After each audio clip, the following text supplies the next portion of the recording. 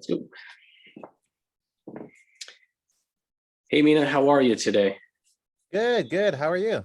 I'm not bad. How's everything with your week after treatment? Good. The first few days were rough, but now I feel about 80%. So I feel good. How about Yeah. yourself? Oh, I'm almost back to normal. Like we were talking about last time. I'm the new normal. So Yeah. good to go. So we're both under 50 days out from finishing our chemo experience now, right? I think Yep. you're Yep. Yep. I'm at like 46 according to my counter. 46. That means I'm at 44 because I think I'm 2 days before you, right? Yep. Exactly. I can't wait, but excited to see what the future holds, right? Yep. That makes two of us. So last week we talked about our experience getting diagnosed, both on the same day, November 24th, 2020. Um, I realized after we did that, we forgot to talk about our symptoms. So do you want to talk about some of our symptoms today? Yeah, absolutely. So I guess for me, my first symptom is the big lump in my neck, right? Yes. Yeah. And I think I told you about this before. I was in the middle of a workout and I noticed like a lump on my neck. At first I joked about it being a muscle. I thought it was just nothing to be concerned about. Several weeks went by, and that's when I started getting really concerned because it was growing and it continued to grow. That's when I noticed I had a lot of fatigue. And at first, I brushed that off to being because of work. At the time, I was transitioning from being an engineer to a manager. And really, during that transition, you're wearing both hats. So not only you're learning a new position, you're really doing both at the same time. Um, I started noticing that no matter how much I slept, the fatigue would always be there. So at this point, I was like, look, this can't be because of work. I have a big lump on my neck. I'm not able to sleep, and that's when I started seeing a doctor. And then after I started seeing a doctor, I saw some more symptoms. I saw in the middle of the night, I would actually wake up just drenched in sweat. Yeah. And so that's when I realized that this could be something very, very serious. So I think we already talked about the diagnostic process from there. Fast forward to November 24th, the day that neither of us, think of as a happy day. And here we are. Yeah. So for me, like you said, I did have night sweats as well. That was near in the fall time, I'd say, probably September, October time. Cancer was always the furthest thing from my mind. I always thought it was something else. Oh, I just have a cold. During that summer of 2020, I thought I was just having allergies. So I'd have a cough when I woke up. I thought it was just dust, you cough a little bit and then it goes away. I would go outside, walk around. My legs would get so itchy. Like Mm. did you have the Hodgkin's itch at all? No, so that's actually really interesting. I've never even heard of that. It's it's crazy, man. Like think of an itch that you scratch and you won't satisfy the scratch. No matter how much you scratch, the sensation to want to itch yourself doesn't go away. So I thought this was just allergies from pollen, dust, whatever it be. So I'm scratching like a madman. I think I used a nail file once to scratch up my foot Wow. because the itch is just so intense. You can't really describe it. It's one of those things that you just have to go through it to know what it's like. Right. So I still have scars on my feet from all the scratching I did. I just thought it was an allergic reaction. Again, cancer was the furthest thing from my mind. Right. When I started to get the night sweats is when I started like, hey, maybe this is something more than just an allergic reaction. But then again, too, I was going from summertime to fall, right? So I'm like, maybe my body's just not climatizing properly to the weather, right? Maybe I'm just wrapped up too much in blankets because I'm cold when I go to bed and then I'm overheating myself and I'm sweating. Right. Um, Other than that, I think that was it for symptoms. And obviously the lumps, right? Like we all have the swollen lymph nodes. Right. So here's a question then. Where was your swollen lymph node? So I had them in my armpit, which I had biopsied, Gotcha. and also in my neck. Okay, gotcha. So I had 2 spots. And Okay, yeah, yep. from my PET scan too, it's in my chest, right behind my lung. I think they said I had an 8x8 mass behind there, Oh, which is quite large. Yeah. wow, that's crazy. Yeah, for me, my enlarged lymph node was mainly on my neck. My armpits were fine. My scan did show other lymph nodes that were impacted, hence why I was stage 3. Mhm. I had lymph nodes all over my lungs that were impacted, and then one in my groin, which is what technically classifies you as a stage 3. Like you said, it's something that I didn't even touch on. Is cancer was the furthest thing from my mind. Yeah, You know, it's you don't expect it. It's like, oh, it can't be cancer. I thought of every other thing it could be. Oh, maybe it's the thyroid. You know, maybe my thyroid. You know, I have hypo or hyperthyroidism, and that's why I'm tired all the time. You know, you start going on WebMD and trying to diagnose yourself, and you find the list of everything else it can be, and then at the very bottom, you find lymphoma. yeah, it's always, Now, no matter what you Google, it's always cancer, right? There's always the fine line cancer, which again, I'm like, it's not that, yeah, exactly. but look where we are. Yeah, fast forward to November 24th. November 24th. That leads me to my next point. What was it like for you, your first time going to actually the chemo treatments? Like, were you nervous? Did you know what to expect? Yeah, I mean, I think I did not know what to expect, to be honest with you. I think that the doctor told me, hey, look, you're gonna come in here, you're gonna do blood work, you're gonna talk to me for 30 minutes, then you're gonna go in for an infusion. But you really don't know what to expect in terms of visualizing it. The only Mhm. visual you have is from the movies. We see a bunch of people sitting in a row in the movies, both with like a big machine behind them. They're hooked up and they have no energy. They're just like slouched over. They're exhausted, right? Um, so and they're there for the whole day is what you think. So you think you're going to be there for 16 hours, whatever it is. You don't even know if you're going to leave. Yeah, Honestly, yeah, that's one of the questions I had for my doctor. Am I going to be able to go home after this? Um, so I think the anticipation and anxiety was very real for that. Mhm. I took the whole week off of work, so I was stubborn and I said, "Hey, look, I'm gonna see what the first week looks like, and then make a decision if I want to leave work." Yeah, So there's a lot of anxiety, a lot of anxiety. I have no idea what to expect. You see the worst thing, worst case scenario in the movies, so you're just like, you know, crap, what am I going into? And with COVID, am I going to be able to have my family members there? Am I going to be bored? Am I going to be alone? What do I bring? you know yeah. uh What do I do? Well, like for me, the exact same things were going through my mind. They told me shortest time could be 4 hours, could go more, longer. I'm like, what am I going to do for 4 hours? Like, my impression of everything is you're in the hospital chair and you slumped over, like you said, and you're literally exhausted, sleeping, yeah. be it. But no, I'd say the hardest part about going to chemo was the actual drive to the chemo or to the hospital or cancer clinic. Right. Once I got there, I was greeted by a nurse who stayed with me most of the time. She was my uh, what is it called? The nurse that takes care of me, Yep. whatever the term is. But she stayed with me. She described everything. She described all the drugs that she was putting into me. If any of our viewers have seen some of your videos, there's the what is it? The A? What's the A called? Adromycin. Adromycin. That's the one they push. So if you've seen some of your videos, the red one, like they would describe everything they would do to you. And then scariest part was actually going to the hospital. Once I got there, the nurses were so caring. They're so like you feel the love and the fact that they want you to get better. Everybody you talk to, the reception at my place, the receptionist, the people doing COVID checks, they all care about you so much and they guide you through the process. It's actually not that bad, if that makes sense.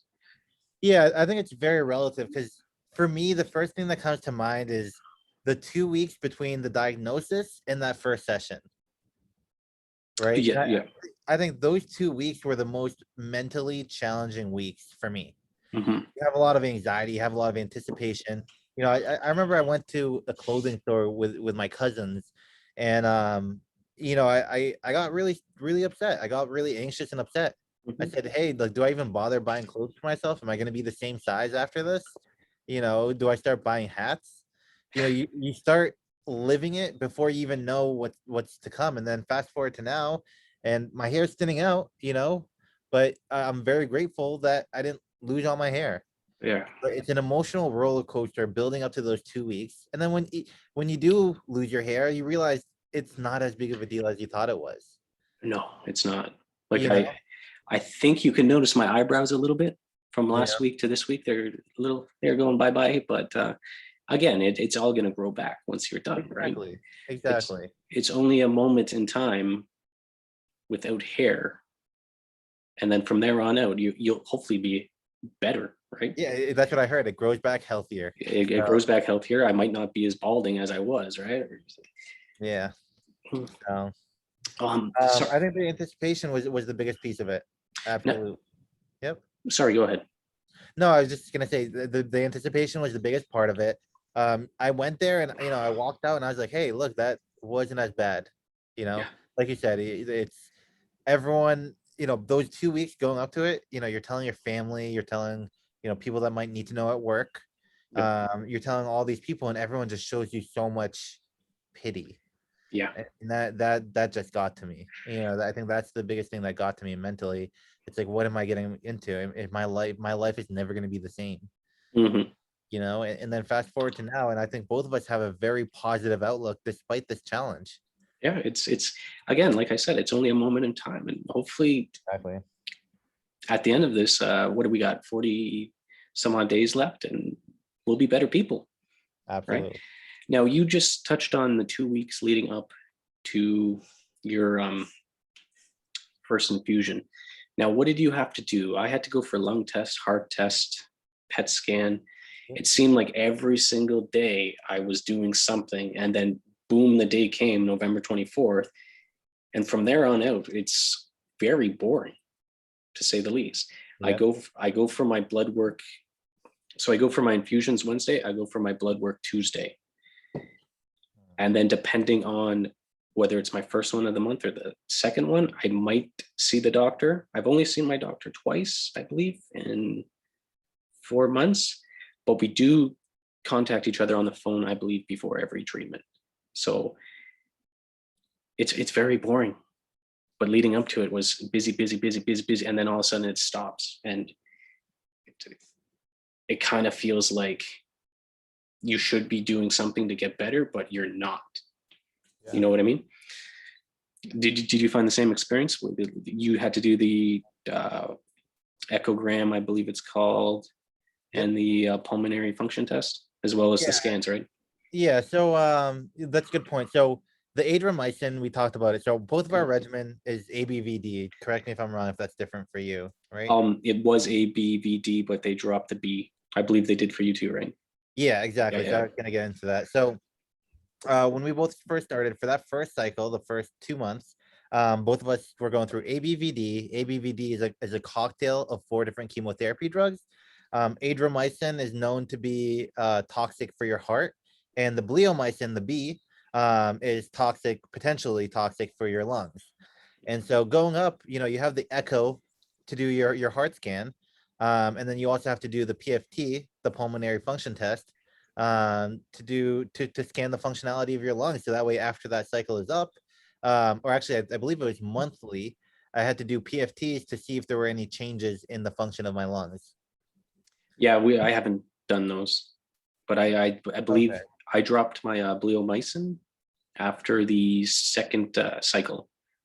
So I only had, I think, 4 cycles with it in Okay, so I always get lost between cycles and sessions. For me, it was 4 chemotherapy sessions. 4. Yeah, I think two same for me. sessions make up a cycle, right? Yeah, Yeah. 2. So for Yeah, me, it was after the second cycle that they dropped the bleo. yeah. So Um, same time. Yeah.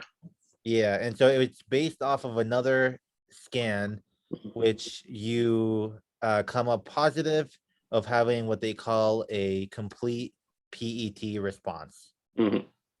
Yeah. So either way, I'm not a doctor, so I don't think we should delve into the technical No, technicalities of it by but any means. But I you're right. forgot what it was called just a minute ago. Remember? Exactly. Exactly. So I think like you said, the first 2 weeks between when you're diagnosed up into that first session, that's the most mentally challenging. You don't know what to expect. You're in and out of the hospital like every other day is what I Hmm. found. And so, you're just questioning, is this what my life is gonna be like?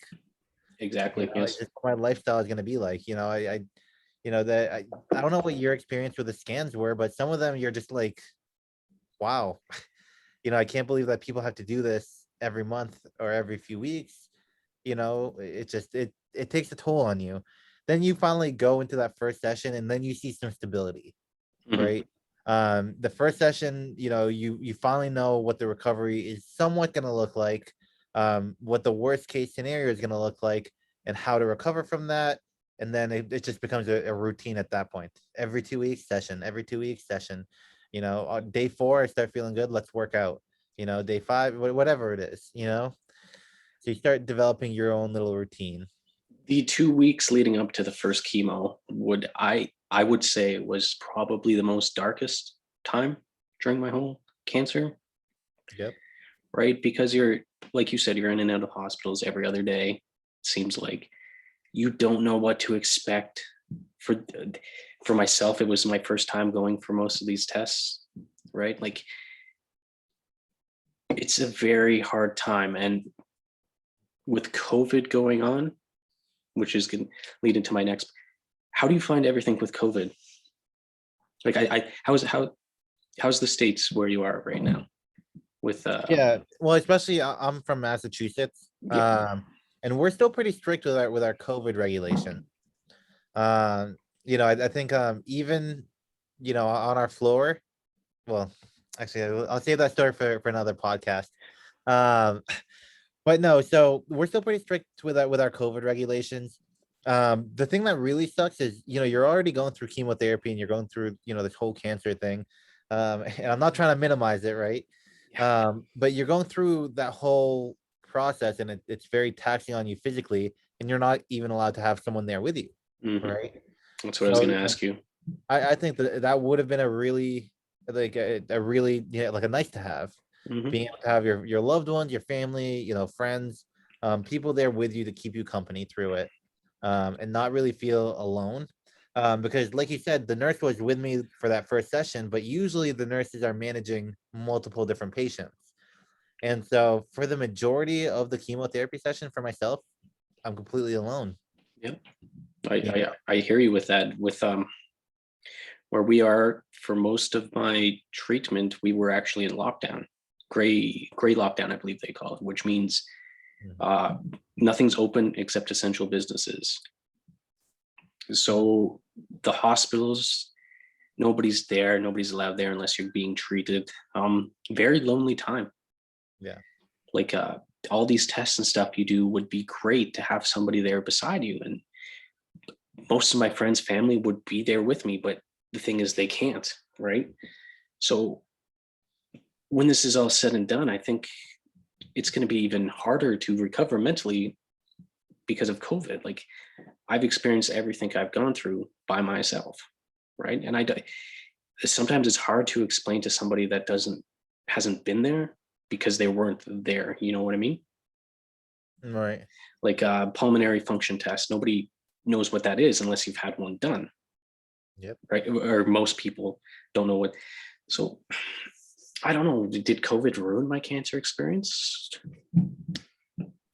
Did it make it better? I don't really. Right. I don't like it's a very weird time to be treating cancer, right? Yeah, and so here's an optimistic view on it though, because you're asking, hey, did it make it better? Maybe it did, Yeah, right? that's what I mean. Like Precautions that are in place right now, everyone's wearing a mask, everyone's using hand sanitizer.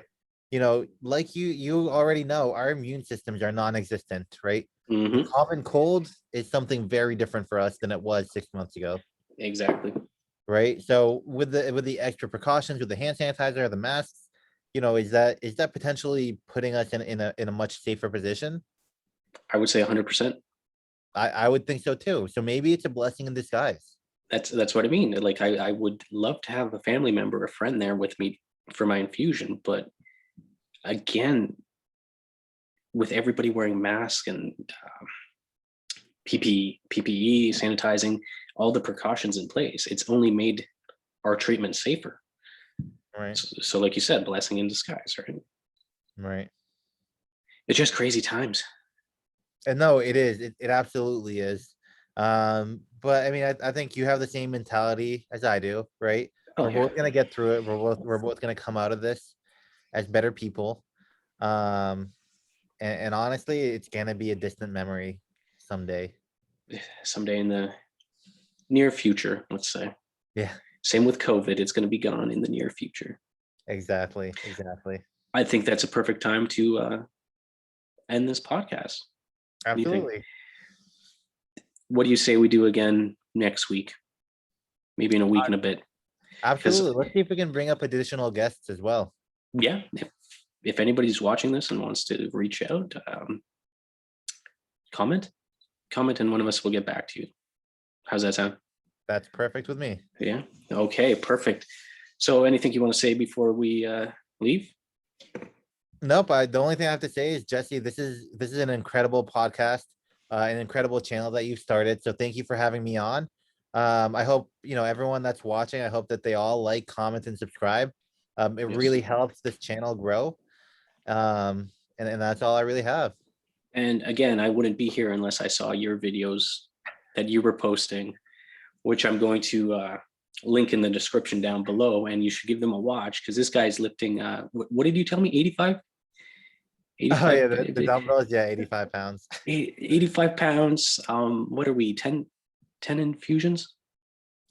8. No, eight infusions. Yeah. Damn. Yep. I can barely lift a bottle of water. Yeah. Mina, thank you as always. Thank you. I hope you have a good day, and I will talk to you soon. Okay. You as well. Bye. Bye.